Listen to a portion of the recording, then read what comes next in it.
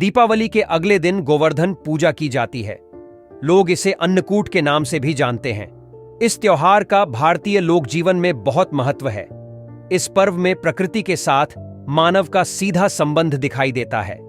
इस पर्व की अपनी मान्यता और लोक कथा है। गोवर्धन पूजा में गोधन अर्थात गायों की पूजा की जाती है। शास्त्रों में बताया गया है कि गाय उसी प्रकार पवित्र होती है जैसे नदियों में गंगा। गाय को देवी लक्ष्मी का स्वरूप भी कहा गया है। देवी लक्ष्मी जिस प्रकार सुख समृद्धि प्रदान करती हैं, उसी प्रकार गौ माता भी अपने दूध से स्वास्थ्य रूपी धन प्रदान करती हैं। इनका बछड़ा खेतों में अनाज उगाता है। ऐसे गौ संपूर्ण मानव जाति के लिए पूजनीय और आदरणीय है। गौ के प्रति श्रद्धा प्रकट करने के लिए ही कार्तिक शुक्ल पक्ष प्रतिपदा के दिन गोवर्धन की पूजा की जाती है और इसके प्रतीक के रूप में गाय की। जब कृष्ण ने ब्रजवासियों को मूसलधार वर्षा से बचाने के लिए 7 दिन तक गोवर्धन पर्वत को अपनी सबसे छोटी उंगली पर उठाकर रखा और गोप गोपिकाएं उसकी छाया में सुखपूर्वक रहे। 7वें दिन भगवान ने गोवर्धन को नीचे रखा और प्रतिवर्ष गोवर्धन पूजा करके अन्नकूट उत्सव मनाने की आज्ञा दी। तभी से यह उत्सव अन्नकूट के नाम से मनाया जाने लगा। गोवर्धन पूजा के संबंध में एक लोक गाथा प्रचलित है। कथा यह है कि देवराज इंद्र को अभिमान हो गया था। इंद्र का अभिमान चूर करने हेतु भगवान श्री कृष्ण, जो स्वयं लीलाधारी श्री हरि विष्णु के अवतार हैं, उन्होंने एक लीला रची। प्रभु की इस लीला में यूं हुआ कि एक दिन उन्होंने देखा कि सभी ब्रजवासी उत्तम पकवान बना रहे हैं और किसी पूजा की तैयारी में जुटे। श्री कृष्ण ने बड़े भोलेपन से मैया यशोदा से प्रश्न किया, मैया, ये आप लोग किनकी पूजा की तैयारी कर रहे हैं?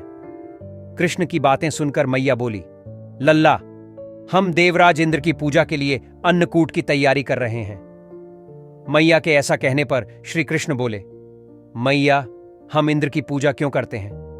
मैया ने कहा, वह वर्षा करते हैं जिससे अन्न की उपज होती है, उनसे हमारी गायों को चारा मिलता है। भगवान श्री कृष्ण बोले, हमें तो गोवर्धन पर्वत की पूजा करनी चाहिए क्योंकि हमारी गाय वहीं चरती हैं। इस दृष्टि से गोवर्धन पर्वत ही पूजनीय है और इंद्र तो कभी दर्शन भी नहीं देते। वह पूजा न करने पर क्रोधित भी होते हैं। अतः ऐसे अहंकारी की पूजा नहीं करनी चाहिए। लीलाधारी की लीला और माया से सभी ने इंद्र के स्थान पर गोवर्धन पर्वत की पूजा की। देवराज इंद्र ने इसे अपना अपमान समझा और मूसलाधार वर्षा आरंभ कर दी। प्रलय के समान वर्षा देखकर सभी ब्रजवासी भगवान कृष्ण को कोसने लगे कि सब इनका कहां मानने से हुआ है। तब मुरलीधर ने मुरली कमर में डाली और अपनी कनिष्ठा उंगली पर पूरा गोवर्धन पर्वत उठा लिया और सभी ब्रजवासियों को उसमें अपने गाय और बछड़े समेत शरण लेने के लिए बुलाया। इंद्र कृष्ण की यह लीला देखकर और क्रोधित हुए। फलत वर्षा और तेज हो गई। इंद्र का मान मर्दन के लिए तब श्री कृष्ण ने सुदर्शन चक्र से कहा कि आप पर्वत के ऊपर रहकर वर्षा की गति को नियंत्रित करें, और शेषनाग से कहा, आप मेढ़ बनाकर पानी को पर्वत की ओर आने से रोकें। इंद्र निरंतर 7 दिन तक मूसलाधार वर्षा करते रहे। तब उन्हें लगा कि उनका सामना करने वाला कोई आम मनुष्य नहीं हो सकता। अतः वे ब्रह्मा जी के पास पहुंचे और सब वृतांत सुनाया। ब्रह्मा जी ने इंद्र से कहा कि आप जिस कृष्ण की बात कर रहे हैं वह भगवान विष्णु के साक्षात अंश हैं और पूर्ण पुरुषोत्तम नारायण हैं। ब्रह्मा जी के मुख से यह सुनकर इंद्र अत्यंत लज्जित हुए और श्री कृष्ण से कहा कि प्रभु, मैं आपको पहचान न सका, इसीलिए अहंकारवश भूल कर बैठा। आप दयालु हैं और कृपालु भी, इसलिए मेरी भूल क्षमा करें। इसके पश्चात देवराज इंद्र ने मुरलीधर की पूजा कर उन्हें भोग लगाया। इस पौराणिक घटना के बाद से ही गोवर्धन पूजा की जाने लगी। ब्रजवासी इस दिन गोवर्धन पर्वत की पूजा करते हैं। गाय बैल को इस दिन स्नान कराकर उन्हें रंग लगाया जाता है व उनके गले में नई रस्सी डाली जाती है। गाय और बैलों को गुड़ और चावल मिलाकर खिलाया जाता है। इस दिन प्रातः काल शरीर पर तेल मलकर स्नान करने का प्राचीन परंपरा है। इस दिन आप सवेरे समय पर उठकर पूजन सामग्री के साथ में आप पूजा स्थल पर बैठ जाइए और अपने कुल देव का, कुल देवी का ध्यान करिए। पूजा के लिए गाय के गोबर से गोवर्धन पर्वत पूरी श्रद्धा भाव से बनाएं। इसे लेटे हुए पुरुष की आकृति में बनाया जाता है। प्रतीक रूप से गोवर्धन रूप में आप बनाकर फूल, पत्ती, टहनियों एवं गाय की आकृतियों से सजाया जाता है।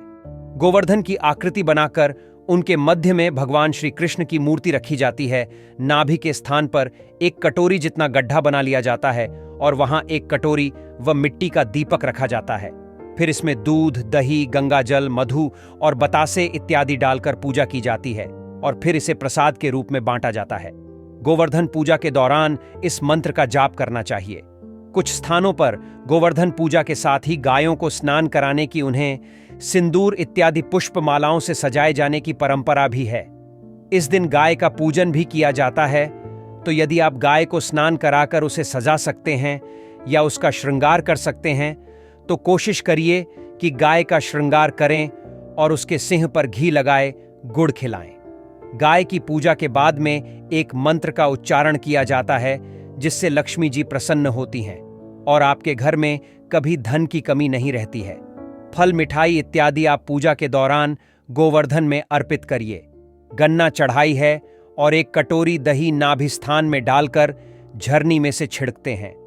गोवर्धन जो बनाया जाता है गोबर का, उसमें दही डालकर उसको झरनी से छानिए और फिर गोवर्धन के गीत गाते हुए गोवर्धन की 7 बार परिक्रमा की जाती है।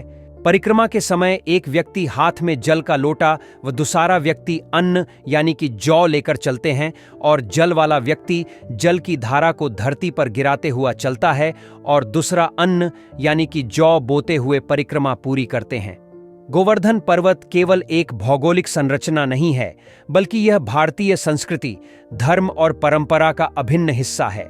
इसकी भक्ति, पूजा और स्थानीय कथाएं इसे एक दिव्य स्थल बनाती हैं। गोवर्धन पर्वत की पूजा न केवल आध्यात्मिक महत्व रखती है, बल्कि यह समुदाय की एकता और समृद्धि का प्रतीक भी है। इस पर्वत का सौंदर्य और इसकी कहानियां श्रद्धालुओं को आकर्षित करती हैं और यह एक अद्भुत अनुभव प्रदान करती हैं। दोस्तों, अगर आपको आज की वीडियो अच्छी लगी है तो वीडियो को लाइक और चैनल को सब्सक्राइब अवश्य कीजिए। जय श्री कृष्णा।